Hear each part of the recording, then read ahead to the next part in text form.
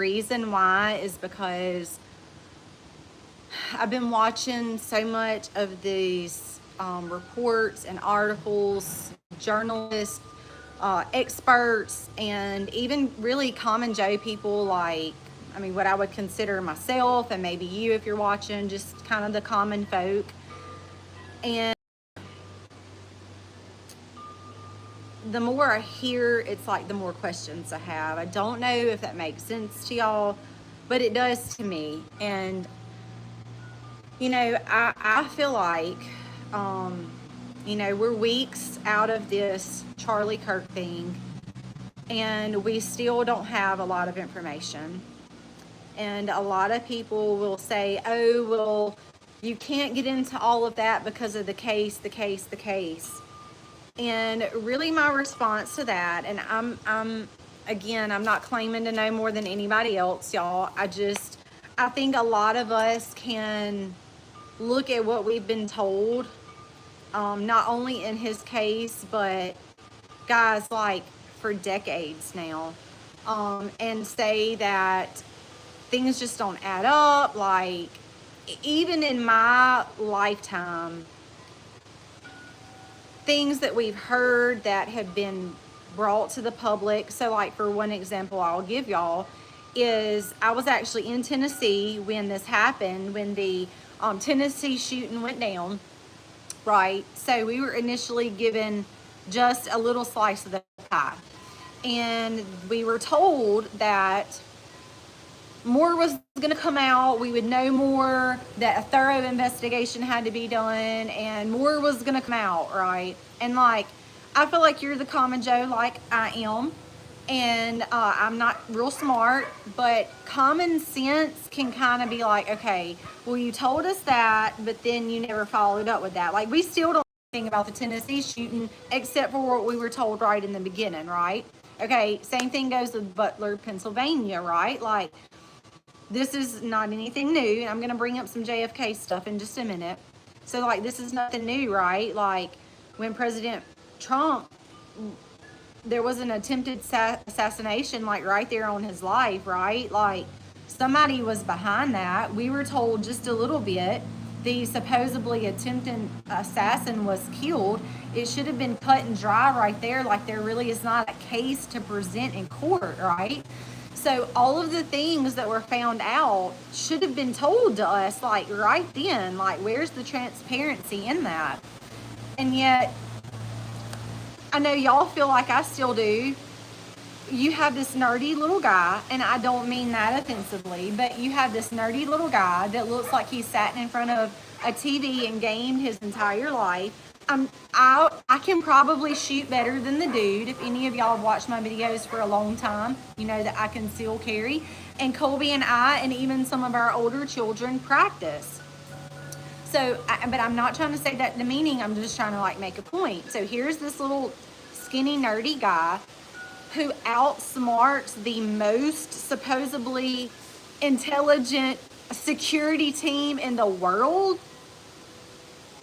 Like, I still have questions. How does that happen? Okay, you could say it was incompetence, okay? But I thought you were supposed to be the smartest security team in the world. Like, what, are you that incompetent? I thought you were competent. But I'm saying all that to say, like, it doesn't take a lot of common sense to look at these situations and say, we've been lied to, we see that things don't add up, and we're not fools. So in my all of that, like, I'm not a real smart person, but I can look at that case and say there are a bunch of things that don't add up. And we've been told with so many of these situations, like, it's an investigation, we have to look more into it, and we will bring those things to you at the appropriate time. That was a long time ago, and I still don't know, am I missing something? Like, I still don't know anything more today than I did like the first day or two after that happened. So who's dropping the ball? Like, why are we not told more about these cases? Tennessee is another one. Like, we were in Tennessee when that happened, and we don't live in Tennessee, but I remember when that happened, and we were just given just a little bit about the person that supposedly went in and shot the school up and killed all these children. And we were given just a little bit of information about this person, and we still don't know anything. Case should be closed. The person that was supposedly killed, right there on site. So the case should by now be like, okay, what more could you possibly find out? We want to know more about, okay, what about this person? We know that they were supposedly a trans. There was a rumor that went around that supposedly the person attended the school at some point, but we don't know that for sure. That was just a hearsay that come out from a journalist. So is that true or not? What was their actual beef with the school? Why did they pick this school? Did they attend this school? Did they have any relationships with the children there? With the pastor that was part of the school? Like, there's so many questions that we don't know. Like, what about this person's parents? What had they been going through? Who were their connections? Who were they encircling themselves with? What information did they have? Like, there's so many questions that have went unanswered. And I feel like the same thing with the Butler situation. We were only given a couple of details, but I still have so many questions. So that leads right up into I'm begging y'all, if you're watching this now or if you come back and watch it later, please go back to Charlie Kirk's channel and go to about 6 months ago. I cannot remember what he actually named it exactly, but he goes on and he's talking with this gentleman who wrote a book about JFK's assassination, and they're like talking back and forth, and there's a lot that's brought out. And Charlie even says, so you're actually saying like that the government was part of this based on all the things, because it was when it was right around when the JFK files were released, and he had this man that it was a really older gentleman who had a lot of ties to the different presidents. And anyway, he ended up writing a book, and he was interviewing this guy and asking him a lot of questions, and it's striking some of the comments that were said. Even Charlie himself saying that we know that the government itself can take down a sitting president. And a lot of other comments that he made. I just want you guys to go watch that for yourselves, which also leads me to my next point. With him, there's so much that doesn't add up. And I know I don't only speak for myself. I know a lot of you guys have been watching all kinds of people, probably seeing all kinds of things, much like I have. Y'all have watched so many different things, and you kind of feel like you're chasing a rabbit down a hole and don't know which one to pop your head up out of. But here's my thing. And I will say this, and I will take it to my grave, y'all. Nothing about what we're being told from JFK and probably Abraham Lincoln, but specifically that, because that's what I've been watching on, all the way to the Butler, to all of these trans going into these schools, to what happened to Charlie Kirk. Like, we're not actually getting real truth. We're not actually getting real answers. There is so much about Charlie's that doesn't add up. And I'm not sitting here saying that just to say it because other people are saying it.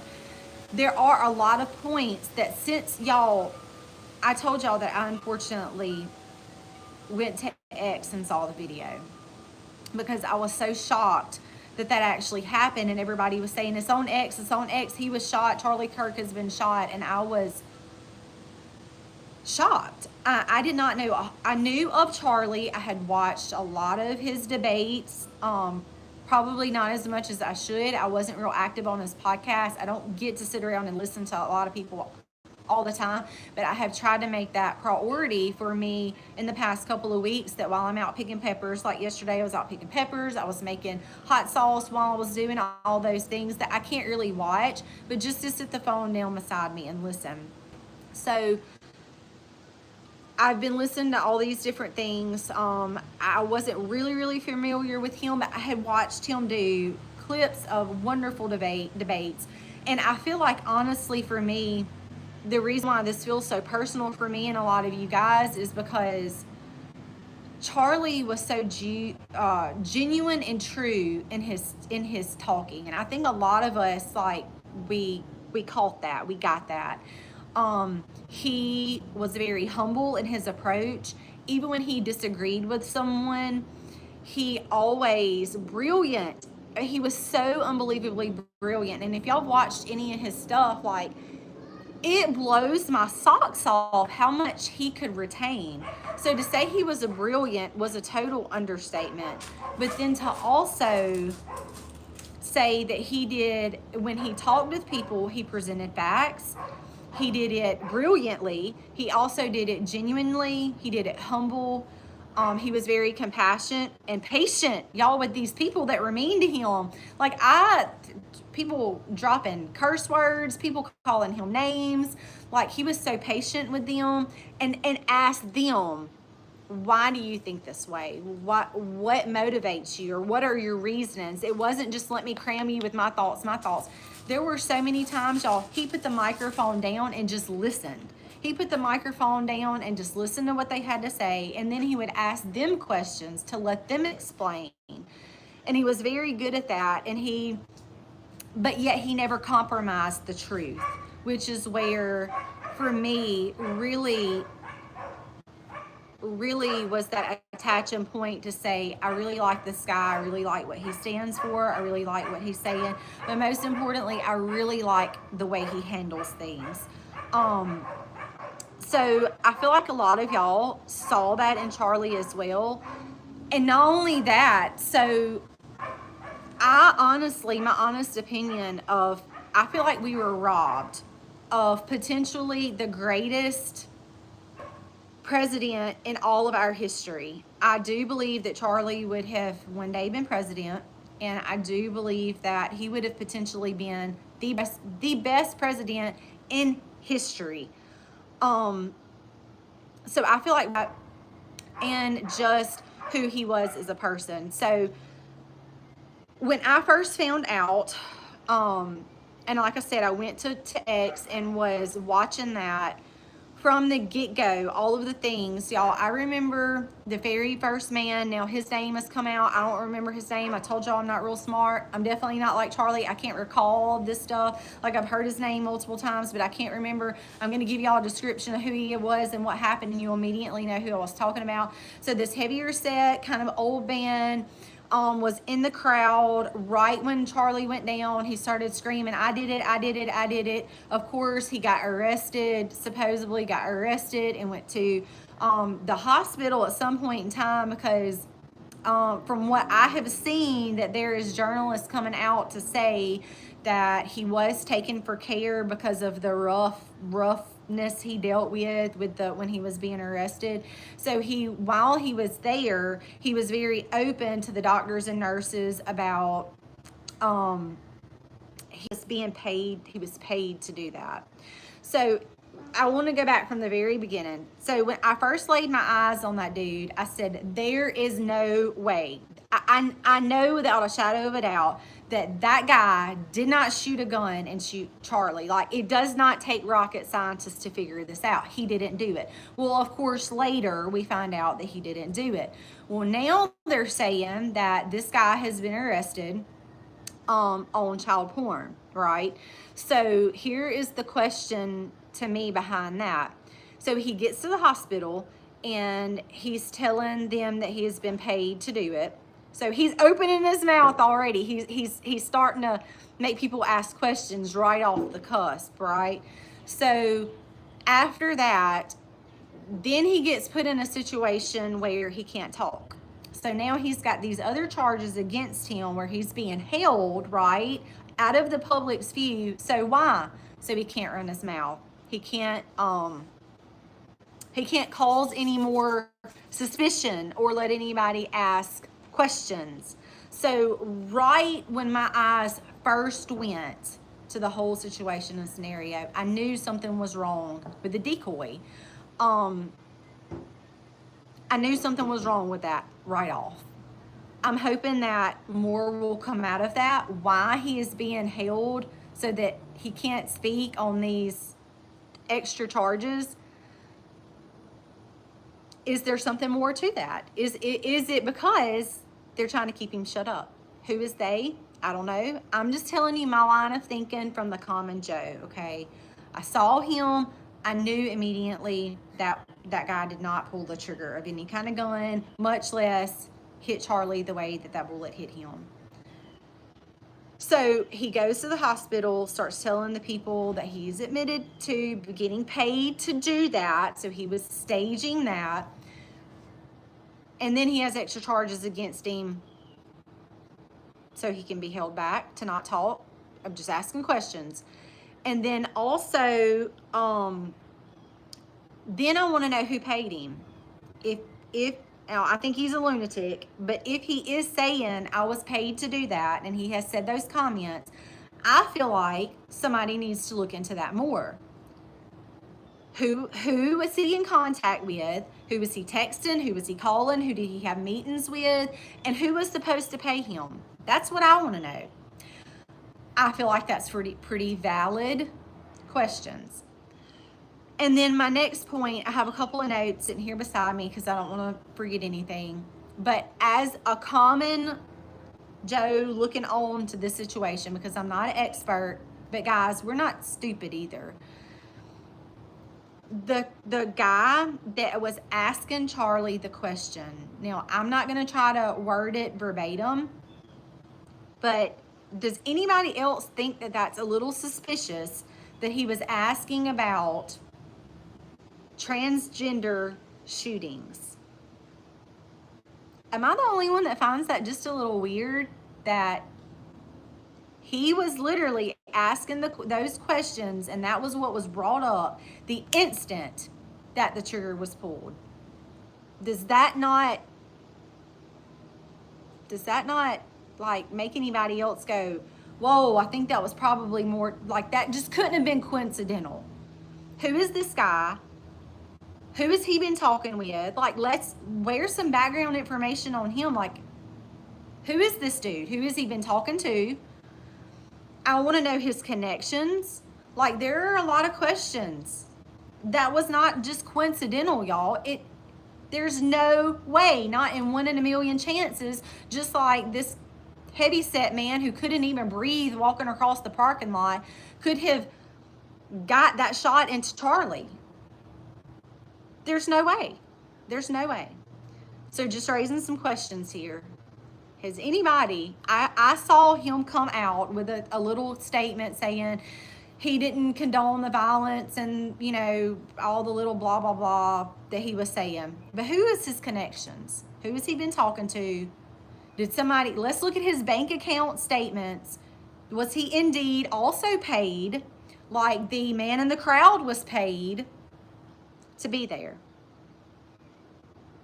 Doesn't take a lot of common sense to ask these very valid questions. One of my other and this is something that's been talked about a lot, but y'all, we're hearing things from like experts, from people that have like these big names, these big titles behind their names. Y'all, I don't have any titles behind my name, but this doesn't take a lot of common sense, and that's the point I want to make. So the FBI released a clip of this image coming from one point of the building, running across. He shimmies down on a piece of a ledge and has this something with him that he's like flinging around everywhere. He's like running with it and like throws it down and jumps on the edge of the ledge, and then all of a sudden jumps go and drops to the bottom. Looks like he twists his ankle and gets up and kind of hobbles off. Then in the next clips, he goes from like kind of jogging to like kind of getting back into normal walk. And then the dude, image, whoever it is, takes the backpack, right? Because that's what it appears to be, this backpack image, and throws it over his back and puts it on. Continues walking. There's like cars and stuff driving by. He gets to the street, like everything is calm. There's nobody like running around. There's no like scrambling in the parking lot. Like everything seems very calm.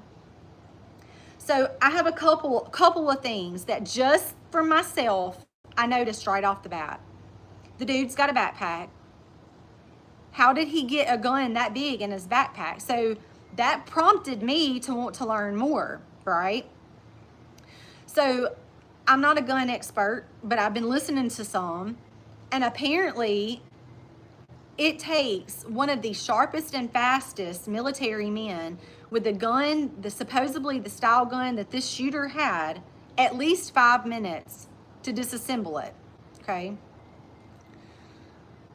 So if that is indeed true, that means that whoever was on the rooftop, if the shot came from there, would have had to shoot the gun, take 5 minutes to disassemble it, put it in a backpack, which some say is still too big to fit in a backpack, then run across the roof, jump down, and run off.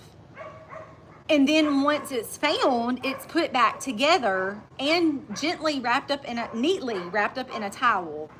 So there's a couple of things, y'all. First off, if the gunshot had just went off, even 5 minutes later, don't you think there would have been some commotion in the parking lot where he runs across? Like, you can hear gunshots from pretty far away. So am I thinking, putting myself like in those shoes, if somebody just shot from one end of a campus, there's going to be commotion for a hot minute, okay? Say he takes the 5 minutes to disassemble the gun, supposedly, and put it back in the backpack. Within 5 minutes, it's still going to be pure chaos.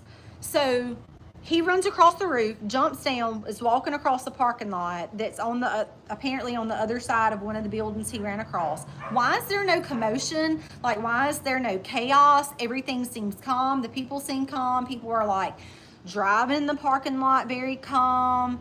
Like, I would think it would be pure madness if they just heard a gunshot, right? And then not only that, the dude is running. I don't foresee, again, I'm not smart and I've never thought about shooting anybody, but if I was going to put myself in those shoes, I don't foresee myself taking a shot at somebody and then spending time, which I've also been told, which I've also seen in articles. So this guy, Rob O'Neill, very, very intelligent gentleman with years and years and years of experience of sniping and guns, who also says the type of screwdriver that was found with the gun would not take the gun apart or reassemble it. So there's just so much stuff that does not add up. But I don't see myself taking a gun apart after I just shot somebody and it's pure chaos to disassemble it and run across the roof. Now, maybe that's what the decoy was there for. I don't know. We're not getting enough details. We can only go on pure speculation from what we've been given and what we can see with our own eyes. But even so, can a gun like that actually break down enough to fit in a backpack? That, I have been told, experts are saying that that gun is too big. It wouldn't even break down that small to fit in a backpack.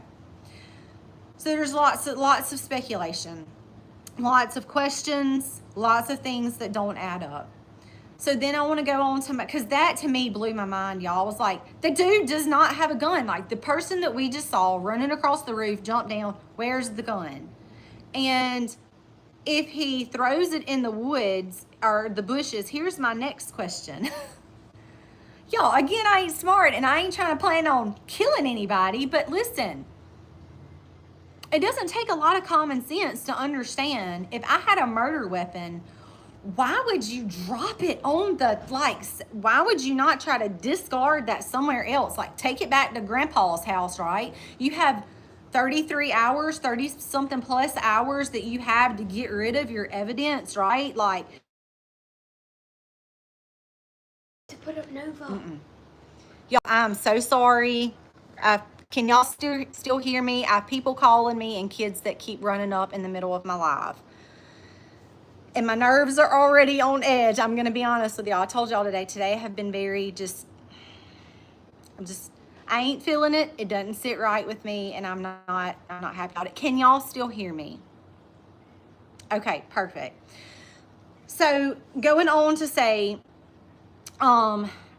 so the dude's running on the roof. The first thing I look at him is like, okay, dude, you don't have a gun. Where's the gun? We've been told that the dude has the gun on the roof. Where's the gun? We literally see the video. Where's the gun at? Okay.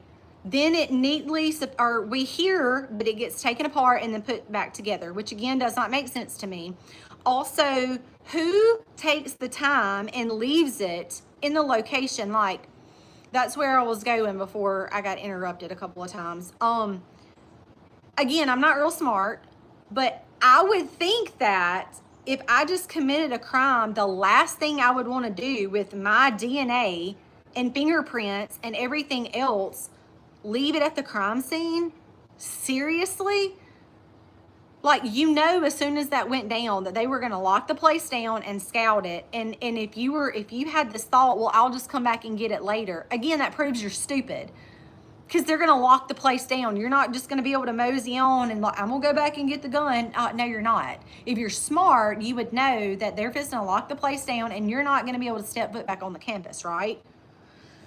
Again, I'm not a rocket scientist, but some common sense, y'all. So that kind of sounds like to me, was that actually planted there? Did he leave it or was it planted? We don't know. Like, but that's a very valid question.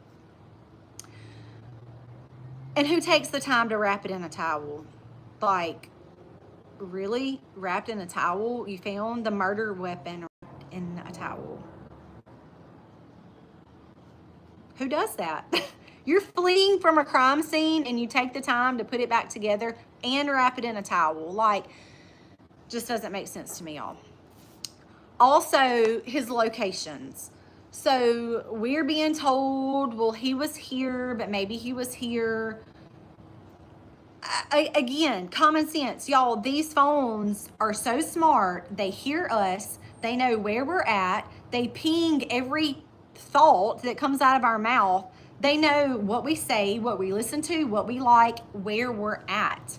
So if you want to actually track this dude and you want to actually be transparent with us, all you have to do is look at the phone, because the phone's going to tell you everywhere that he was and what time he was there. So again, it's like, I'm not very smart, but this is just common sense stuff, right?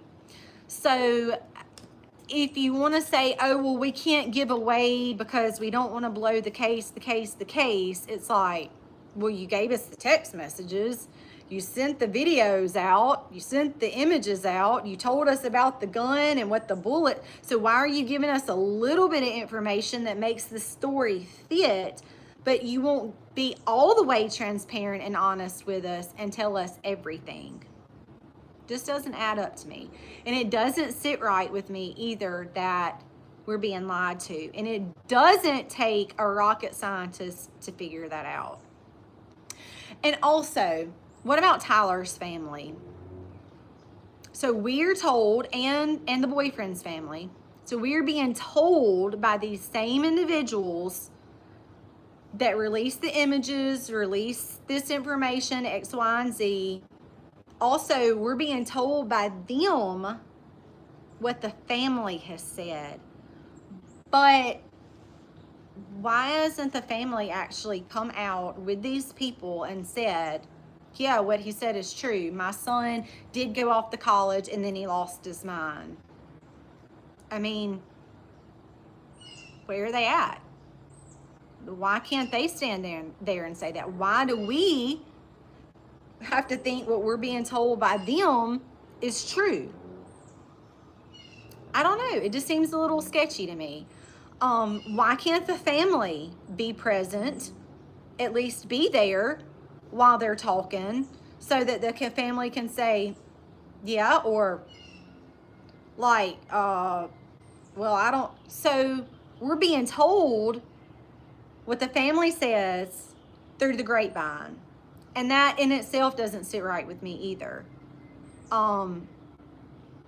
Because we're being told.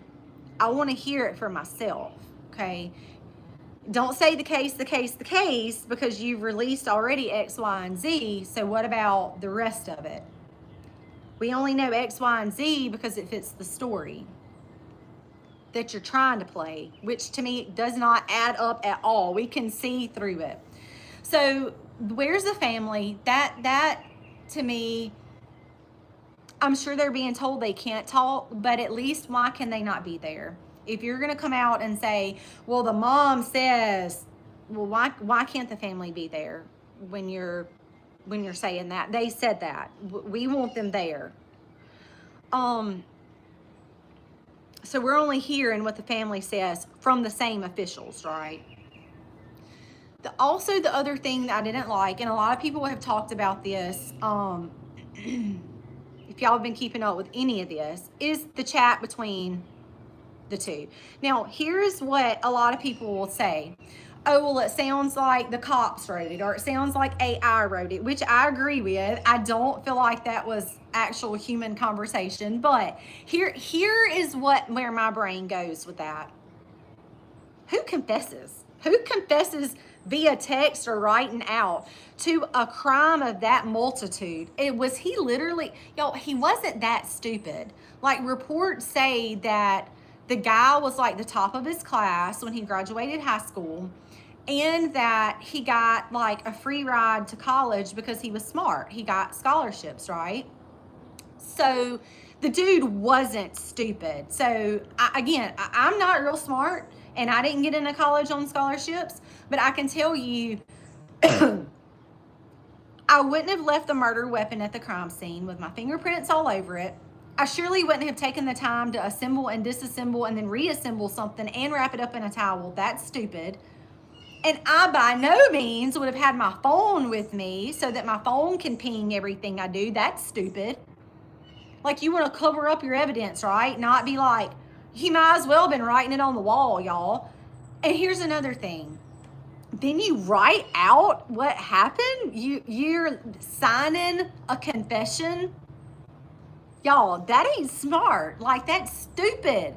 So for us to be told, well, here's the text messages where he just literally admitted to it, I don't buy it. I don't buy it. Who would do that? Who would say, I'm going to take this mobile device that stores everything, even when I delete it, it's still there, and I'm going to write out a full written confession for everybody to see?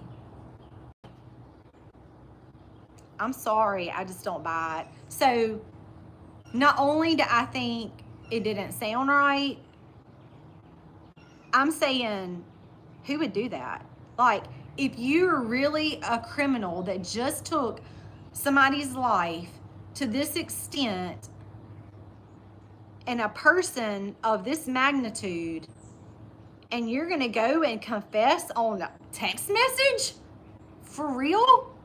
So even if you delete it from your end, there's still somebody else with a phone that would have to delete it as well. And even when you think you've deleted everything, you have not deleted anything. Like, this dude is not an idiot. He's not stupid. He was smarter than me, and I'm going like, even I know that. Again, sketchy, and makes me want to say, that's a lie. Like, that's a lie. I don't believe that. I do not believe that. And so here's the other thing too. I can honestly not go back and watch the video after the one very quick glimpse that I seen. I just can't stomach it again. I'm just gonna be honest with y'all. But there are experts, and I'm not saying that some of them don't do it for clicks and blah, blah, blah, blah. But there are experts out there saying that they were military trained experts and they know what wounds look like. They're also saying that the ejection of blood that we saw can only be ejected like that if the bullet is actually being exited out. I know I know that there are other stories coming from within the hospital that says that the doctor said that they retrieved the bullet from within Charlie. I don't know if these same officials are actually saying that, or if that was actually his just news media or his friends saying that. But there's some red flags. I'm saying enough to say there's enough red flags there. Now, I think that, again, we need to be transparent. There are things that we know. again, I'm going to touch on this camera situation in just a minute, but the fact that you have experts saying that, wait, well, that actually looks like an exit wound is enough to bring suspicion. And I'll say this too. With the ones that said the surgeon himself come out and said that he retrieved the bullet from Charlie. Please, I mentioned to y'all earlier about Charlie going on with this older gentleman and doing the JFK, like Charlie talked to this man who has written a book, who was, when the files were released, he pulled up this gentleman and had an interview with him, and all the things that he was saying made, again, common sense. And one of the things that he said was that the report, so when JFK was killed, he was in Texas.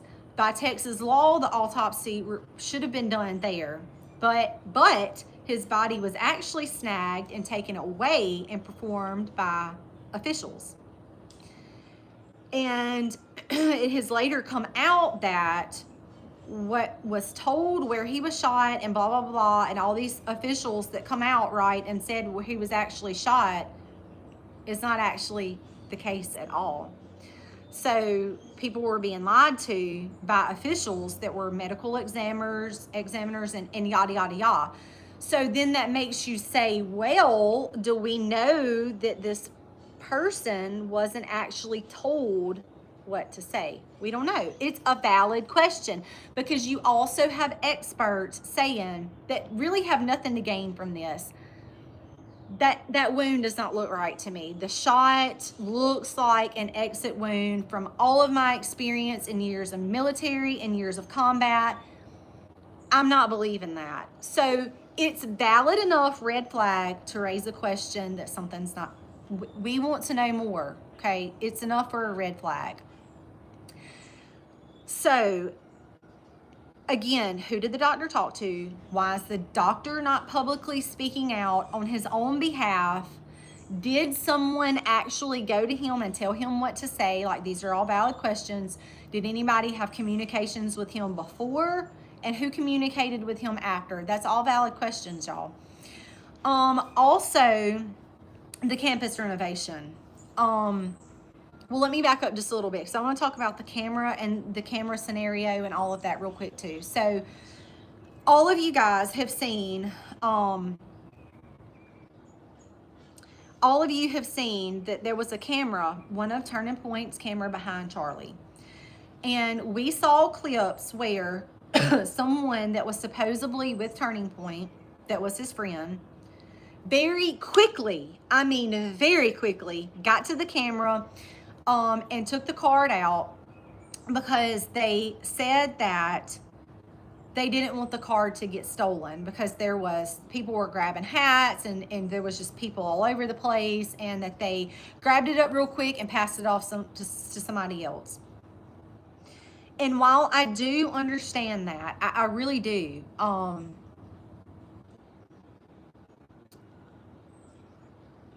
my only question is, why wouldn't you just get the camera and protect the camera? Like, that would be my common, get the camera. I've got the camera, let's go. But instead, it was very nervous-like. I'm sure that there was some panic there anyway.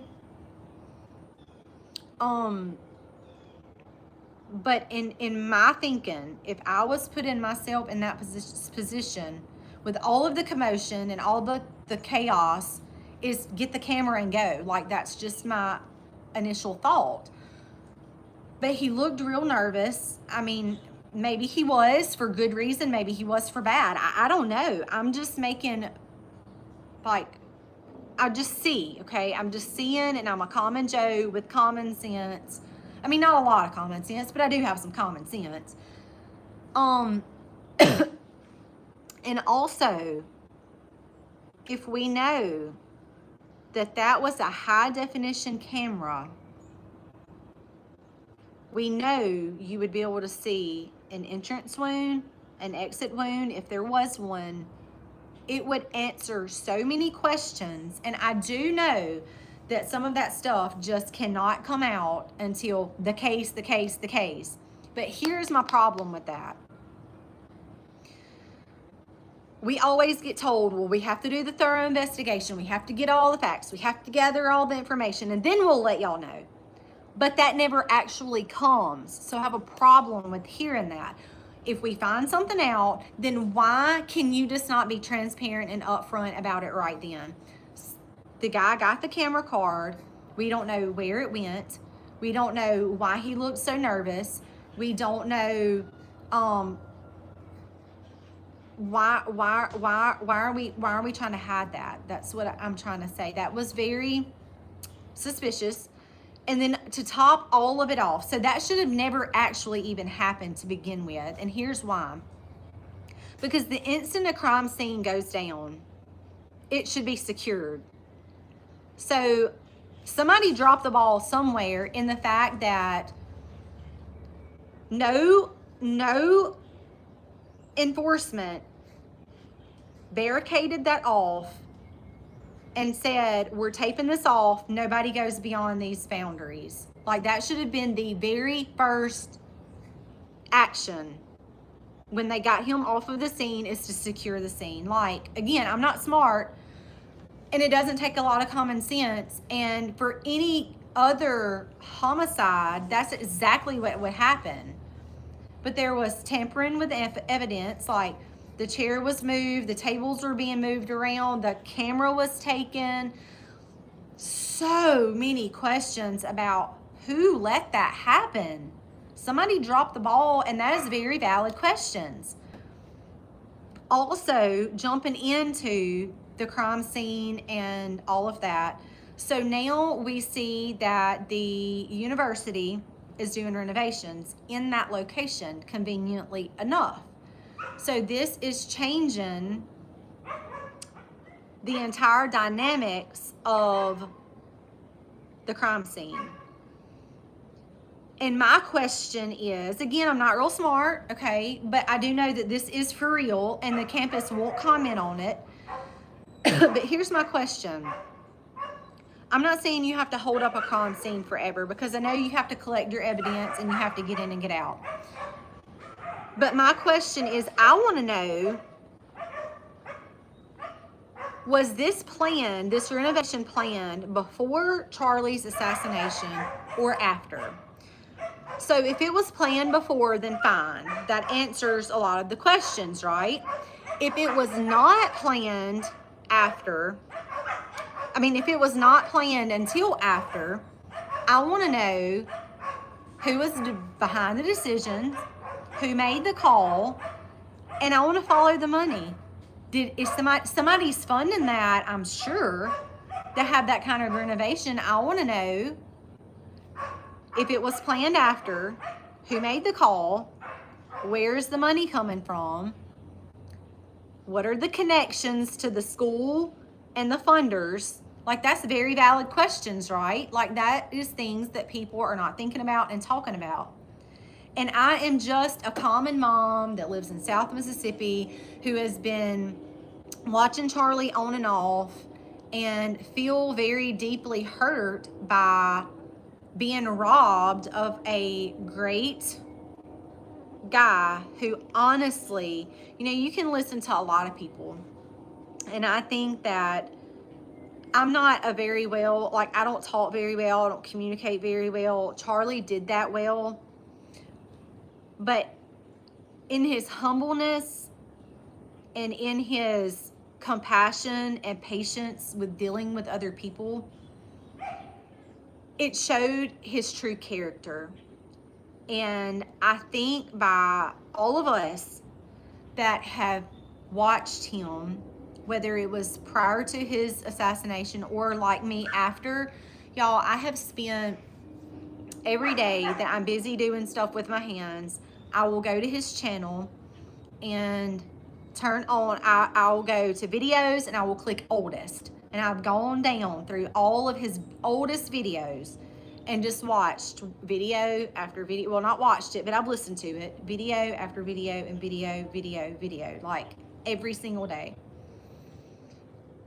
And it almost makes you feel like you know the person, because you do learn a lot about their character and about who they are, what they believe in, their feelings, their emotions. Like, they show all those things. So I feel like we were robbed of a great person and a potential president. Y'all heard me say that on the very beginning, and I honestly believe he would have been the best president of all American history.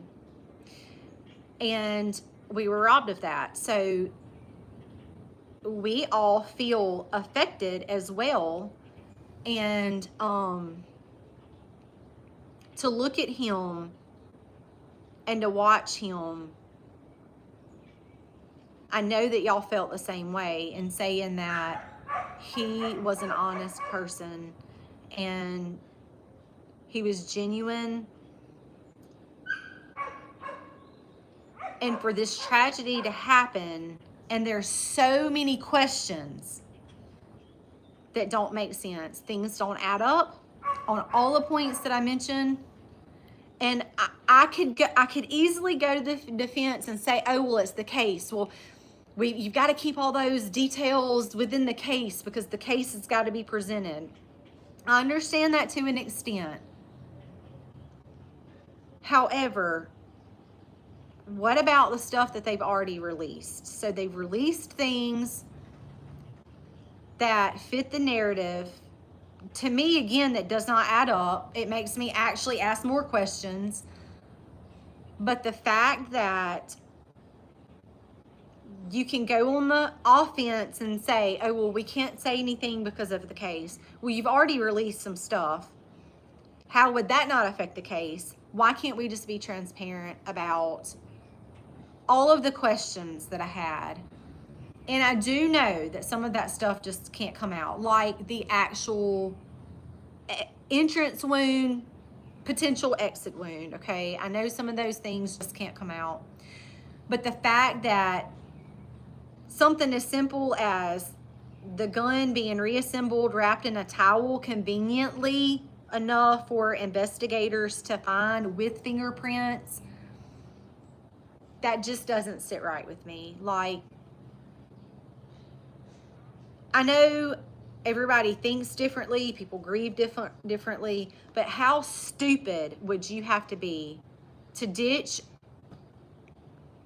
a weapon, a murder weapon, on the crime scene for the investigators to find, saying that you're going to go back, but knowing that they're going to lock down the campus? Like, it's like, I'm going to shoot myself in this foot, but wait, I'm going to shoot myself in this foot too. Like, what I'm saying is, it just doesn't make sense. So I wanted to talk about those things today because I've just listened to a lot. I don't feel like that none of us have the right to point fingers at anybody, but to ask questions. I think that everyone should be suspects because there's potential motive for those close to him to people around the world. So I honestly feel like that all should be suspects until they're ruled to have no motive. I think that motives need to be checked. People need to be following money. But to point fingers, we can't do that because we don't know the dealings that Charlie had behind closed doors, the conversations with people that he had. Well, I mean, some of those things are coming out, but the intent of his conversations, and we don't know any of those things. So I don't think that we can rightfully point fingers at a certain person or a certain group of people. But I do hope and pray that all will be treated as suspects until there has been ruled to have no motive within that suspect, because there's plenty enough motive to go around for those that were around him and those that were around the world. And it does make me a little unsettled with all of the questions that I feel like we're being lied to. And if you go back in the past, y'all, history is repeating itself. It's clear. And that's why I'm so frustrated. if you go back, it's scenario after scenario after scenario of things that common people like me and you can look at and say, wait a minute, but that does not make sense. Why are we being told this when clearly that does not add up? History is what we're seeing being repeated again. And to watch that video of Charlie sit there and listen and to think to myself, now I'm pondering all those same questions, and it's Charlie's case. It's Charlie's files. Like, it's very, very unsettling.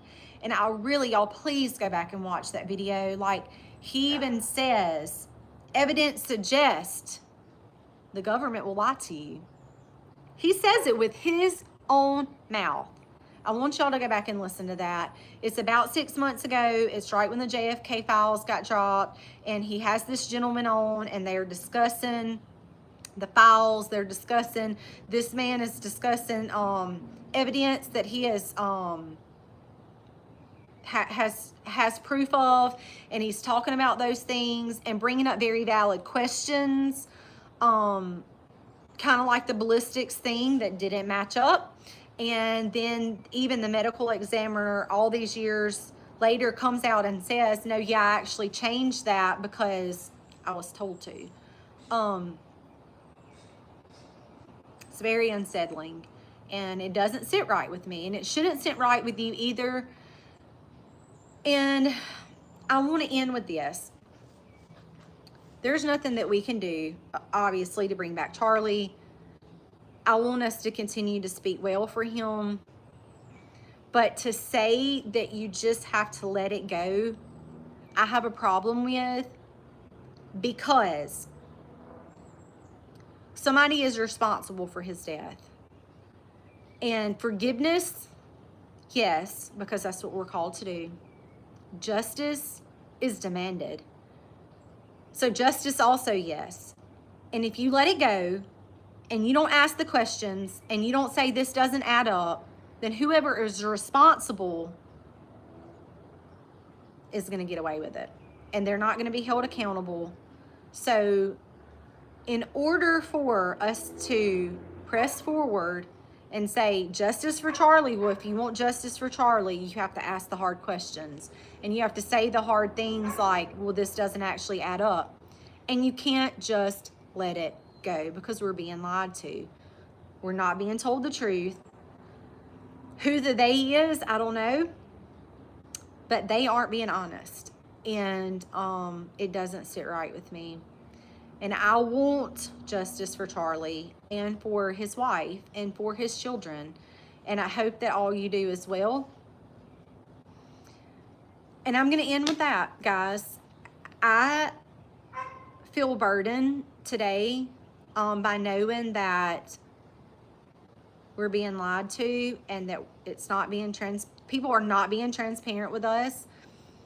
I don't want to point fingers. I just know that there is a they, and that they, somebody, I want to feel like, with all of the questions, points to his entire assassination being staged, with the supposedly shooter, with the fact that he's running across the roof with no gun, the fact that the question was being asked pertaining to transgenderism and shootings, all the way to the man in the crowd that admitted, which now has no voice because somebody has taken a voice away from him, which I think he is a total loon. But he said, he admitted to, I just did that because I was getting paid to do it. So there's a very easy way to solve all of that. Follow the money. Look at his phone. Who is he talking to? If he was indeed talking to someone, there is going to be evidence there. He was talking to someone, either text message, phone calls, meetings. His phone can be pinned, emails. The list can go on. Y'all, I'm not stupid. You're not stupid. There's going to be evidence there. If what he indeed said is true, then somebody needs to be transparent with us and tell us the truth. So, yes, I do. I feel sorry for Erica. I could not imagine trying to sort through what she's having to sort through with and not knowing who's behind your back, who's got your back, who's going to stab you in the back. I could not imagine. She knows more than anybody, because I'm sure that Charlie talked to her and told her. But nonetheless, I do feel sorry for her. And I do think that we need to pray for her. And I pray for his movement and pray that justice gets served and that it doesn't get swept under the rug as it has in history. All the way to the Butler incident of them saying, well, we're going to gather up all the facts and we're going to let you know as soon as our investigation is over. I still know nothing else. The trans that went in the school and shot up those babies. We're going to gather up a thorough investigation and let you know. Again, I'm still looking around like, wait, what? That's not the only cases where we hear the officials say, we're going to gather up all the evidence, which I know takes time.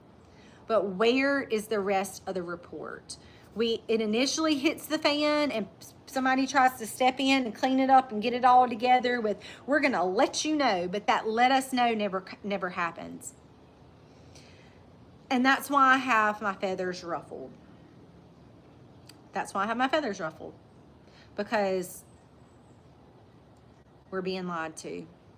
We've been lied to, and it's very evident. I'm not making this stuff up, y'all. All you have to do is go do a little research on your own, a little reading, a little listening to this person and that person, and it doesn't take very much to figure it out. So y'all, I'm going to leave y'all with pray. Seek truth in all you do. Go back and listen to Charlie, y'all. He is really wonderful to listen to. Please go back and listen to that one specific one that I told y'all to listen to. Very, very interesting. Again, questions, red flags, all over the place, just like with his case. So I challenge y'all to go back and listen to that. Thank you so much for tuning in and watching. I am burdened, but the only thing that we can do right now is keep speaking up, keep speaking out, and keep praying. Until next time, God bless and happy homesteading, y'all.